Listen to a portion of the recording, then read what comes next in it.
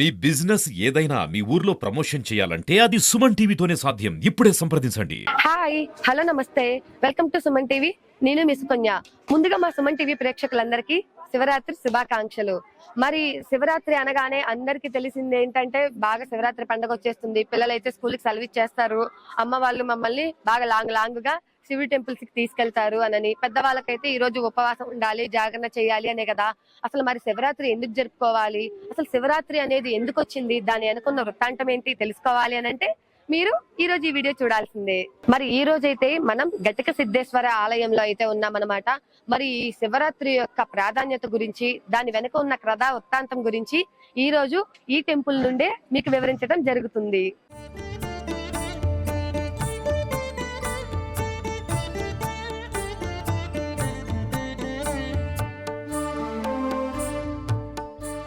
మీ అందరికి శివ పంచాక్షరి మంత్రం తెలుసు కదా. 5 అక్షరాల మహోత్తరమైన కలయిక ఓం నమ శివాయ. ఓం నమ శివాయ అనగానే శరీరం అంతా కూడా పులకరించిపోతుంది. మరి అంతటి పులకరింతనిస్తున్న నమ శివాయకి అర్థం తెలుసా? ఇది చాలా మందికి తెలియదు కదా. నా అంటే భూమి, మా అంటే నీరు, సి అంటే అగ్ని, వా అంటే వాయువు, యా అంటే ఆకాశం. అంటే పంచభూతాల సాక్షిగా మనం కనుక నమశివాయ అనే పదాన్ని లయం చేసుకున్నట్లయితే అవి మనకి తోడ్పడి పంచభూతాలతో ఉండి మనకి సహాయం చేస్తాయి అనే దానికి ఓం నమ శివాయ అనే అర్థం అయితే ఉంటుందన్నమాట. మరి చాలా మందికి తెలియదు కాబట్టి ఓం నమ శివాయ అనే మంత్రాన్ని గనక మీరు డైలీ జపించినా కూడా పంచభూతాలన్నిటికీ కూడా మీరు తోడుగా ఉన్నట్లు అనిపిస్తుంది. శివ పంచాక్షరి నామాలు, దానిలో 5 నామాలకు మాత్రం చాలా అంటే చాలా ప్రత్యేకత ఉంటుంది. మహామృత్యుంజయ మంత్రం తెలుసా మీకు? దాని అర్థం తెలుసా? ఓం త్రయంబకం యజామహే సుగంధిం పుష్టివర్ధనం ఉర్వారికమీవ బంధనాన్ మృత్యోర్ముక్షయమమృతాత్. దీనిని రుద్ర కవచం అని, రుద్ర మంత్రం అని, మృత సంజీవని మంత్రం అని, త్రయంబకం మంత్రం అని అంటారనమాట. ఈ మహామృత్యుంజయ మంత్రం మనిషికి ఏ విధంగా తోడ్పడుతుందో తెలుసా? ఈ మహామృత్యుంజయ మంత్రాన్ని డైలీ గనక జపించినట్లయితే మీకు అకాల మరణం నుంచి తప్పించుకోవచ్చు.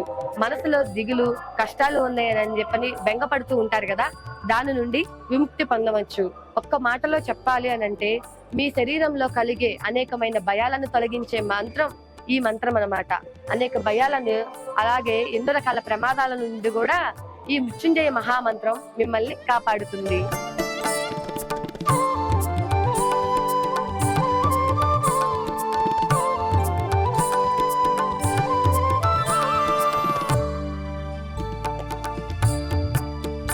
ఈ పంచాక్షరి మంత్రాలలో 3వది శివగాయత్రి మంత్రం.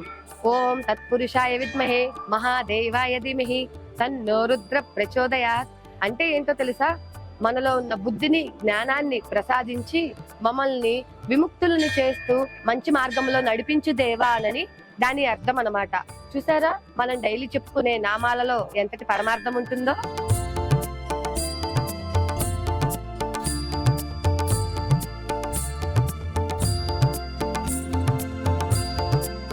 మనం శివుడి యొక్క 5 అద్భుతమైన మంత్రాలను గురించి చెప్పుకుంటూ ఉన్నాం కదా.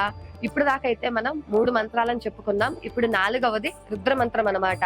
ఓం నమో భగవతే రుద్రాయ నమః. ఇది ఇతరుల నుండి మనకి వచ్చే దుష్ట శక్తుల నుంచి, దుష్ట ప్రభావాల నుంచి, దుష్ట యొక్క శక్తులు ఏవైతే మన మీద ప్రయోగించాలి అని చెప్పి నన్ను అనుకుంటారో, అలాగే నరదిష్టి, భయాందోళనలు ఏవైతే ఉంటాయో వాటన్నిటి నుండి కూడా మనల్ని కాపాడుతుంది. ఒక్క మాటలో చెప్పాలంటే ఇతరులు ఎవరైనా మనకి అపాయం చేయాలనుకున్నట్లయితే ఈ మంత్రాన్ని మనం డైలీ జపిస్తున్నట్లయితే ఆ అపాయాల నుంచి మనం కాపాడుకోవచ్చు అన్నమాట. శివుడి యొక్క 5 మంత్రాలను ప్రతిరోజు జపించినట్లయితే మనకి చాలా అంటే చాలా అద్భుతాలు జరుగుతాయి. దాని వల్ల చాలా ఉపయోగాలు ఉన్నాయని చెప్పాను కదా.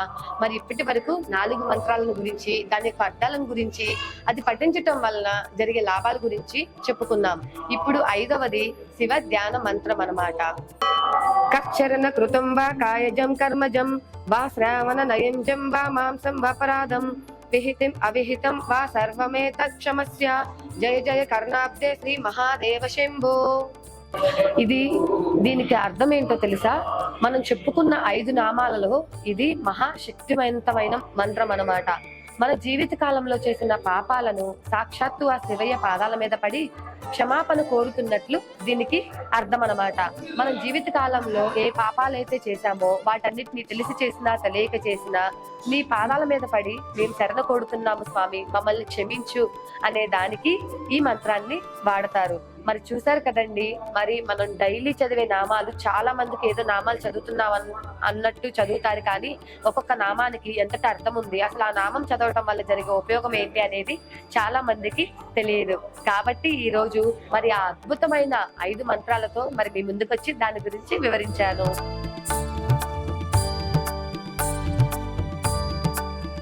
మరి ఈ రోజు స్పెషల్ ఏంటి? మనం ఈ రోజు కటిక సిద్ధేశ్వర స్వామి ఆలయంలో ఉండడానికి గల ప్రత్యేకత ఏంటి? శివరాత్రి. శివరాత్రి అనగానే మా ప్రేక్షకులందరికీ కూడా తెలిసింది ఏంటి?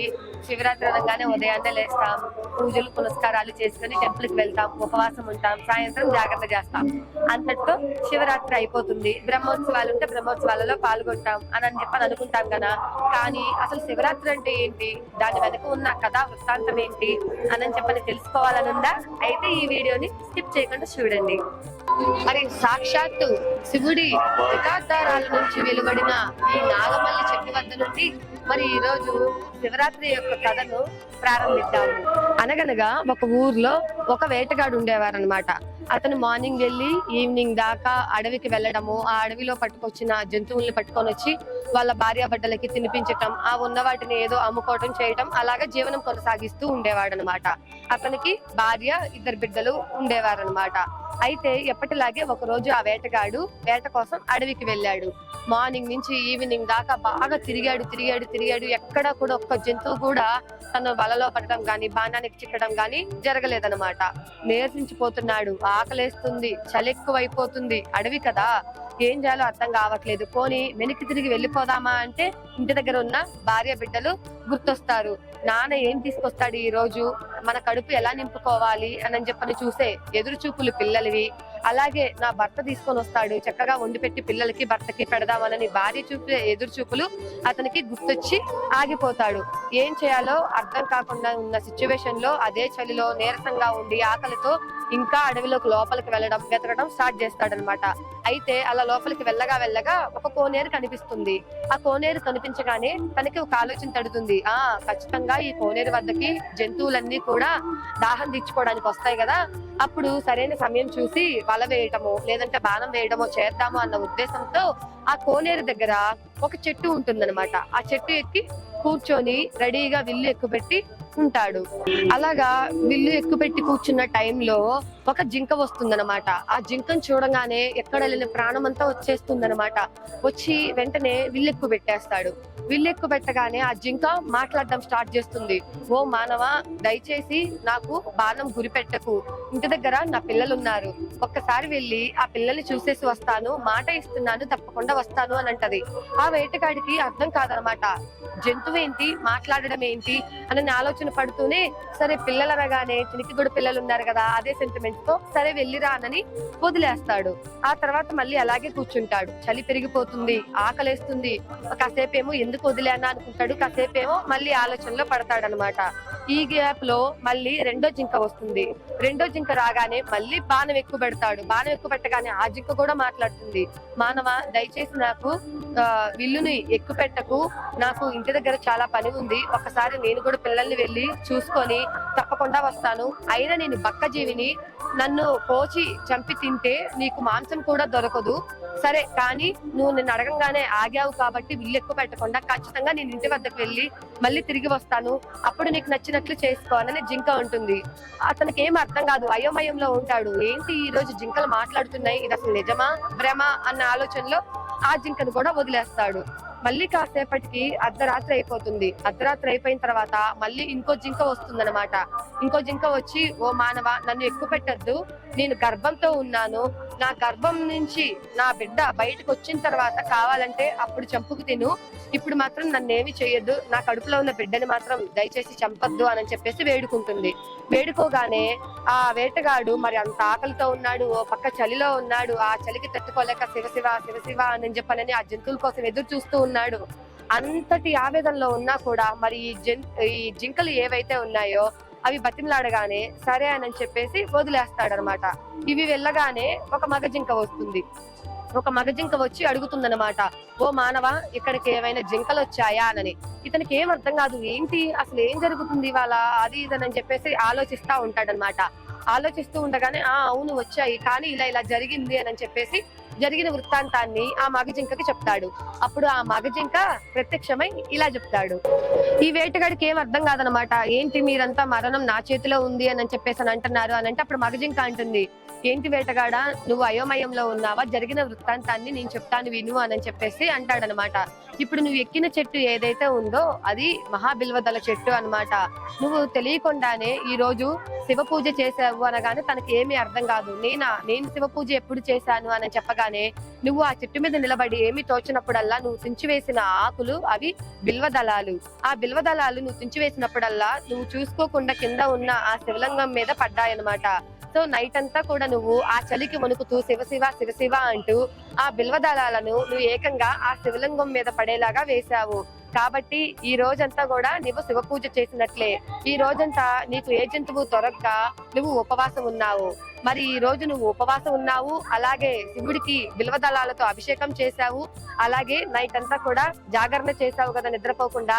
కాబట్టి ఈ రోజు నీకు చాలా పునీతమైన రోజు. ఈ రోజు నువ్వు చేసిన పూజ వల్ల ఈ రోజు నీ చేతిలో మాకు శాప విమోచనం కలగనుంది.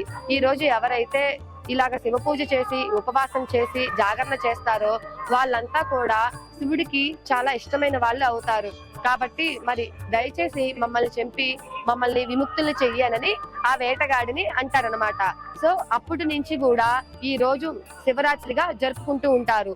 ఈ వేటగాడి చేతిలో మరణించిన ఆ జింకలన్నీ కూడా మృగశిర నక్షత్రం అని చెప్పని అంటారు కదా, అలాగా మారిపోతాయి అన్నమాట. అప్పుడు అవి వీటికి వరం ఇస్తారనమాట. ఈ రోజు ఎవరైతే ఉపవాసం ఉండి శివుడిని బిల్వదళాలతో అభిషేకం చేసి శివ పూజ చేసి ఎవరైతే నైట్ అంతా జాగరణతో శివ శివ ఓం నమ శివాయ అనే నామాలతో ఎవరైతే స్మరిస్తారో మరి వాళ్ళంతా కూడా శివుడికి ఇష్టమైన ప్రీతి భక్తులుగా, అలాగే స్వర్గ ప్రాప్తి చెందుతూ జీవిత కాలంలో భోగ భాగ్యాలతో సుఖ సంతోషాలతో పిల్లా పాపలతో ఐశ్వర్యవంతులుగా తీర్చిదిద్దుతారు అని చెప్పేసి అక్కడ వరం ఇస్తారనమాట. కాబట్టి ఆ రోజు నుంచి మనకి శివరాత్రి అనే పండగ వచ్చిందనమాట. ఇది శివరాత్రి వెనక ఉన్న కథా వృత్తాంతం. దీనిలో ఉన్న నీతి ఏంటో తెలుసా? అంత ఆకలితో ఉన్నా కూడా ఆ వేటగాడు ఆ జంతువుల్ని చంపలేదు. ఆ జంతువులు కూడా వేటగాడికి ఇచ్చిన మాట ప్రకారం తిరిగి వస్తానని ఎలా అయితే చెప్పాయో అలాగే తిరిగి చెప్పాయి. అలాగే మరి మనం చేసిన కర్మ వల్ల ఎటువంటి శిక్షను అనుభవిస్తారు అనేది మరి హిరణ్యరక్షకుడు, అప్సరస, రంభ వీళ్ళందరూ జంతువులుగా మారటం తెలుసుకుంటాము. అలాగే శాప విమోచనం వలన, అలాగే మరి దైవ పూజ వలన ఎలాంటి పునీతులు అవుతారు అనేది కూడా ఇందులో తెలుసుకుంటాం అన్నమాట. కాబట్టి మానవుడిగా పుట్టిన ప్రతి ఒక్కరూ కూడా శివ పూజనే కాదు, ఏ దైవ భక్తిలో అయినా కూడా కర్మ పాప ఫలితాలను విడనాడి పూజ చేసుకుంటున్నట్లయితే తెలిసి తెలియక చేసిన పాపాలన్నిటినీ కూడా మనం విడనాడిన వాళ్ళని అవుతాము.